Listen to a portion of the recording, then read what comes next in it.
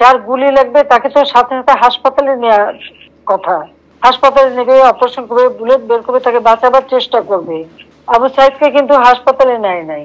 আবু সাইদকে হত্যার কথা বলে সেখানে একটা ভিডিও দেখালো। হ্যাঁ, খুব স্বাভাবিক, এটা মানুষের সেন্টিমেন্টে লেগেছে যে তাকে পুলিশ গুলি করে বেরিয়েছে। এখানে আমার প্রশ্নটা হচ্ছে, তাকে যদি পুলিশ গুলি করে থাকে, তো গুলি খাওয়া একটা লোক এরা টেনে নিয়ে গেল, এখানে কিন্তু কোনো রক্তের চিহ্ন দেখা যায়নি। দ্বিতীয় কথা হচ্ছে যে তার সঙ্গী সাথীরা যে তাকে টেনে নিয়ে গেল, কোথায় নিয়ে গেল? যার গুলি লাগবে তাকে তো সাথে সাথে হাসপাতালে নেওয়ার কথা। হাসপাতালে নেবে, অপারেশন করবে, বুলেট বের করবে, তাকে বাঁচাবার চেষ্টা করবে। আবু সাইদকে কিন্তু হাসপাতালে নেয় নাই, নিয়েছিল প্রায় 4-5 ঘন্টা পরে। 4-5 ঘন্টা পরে হাসপাতালে নেওয়ার পর ডাক্তাররা যখন চিকিৎসা করে তখন সে মৃত্যুবরণ করে।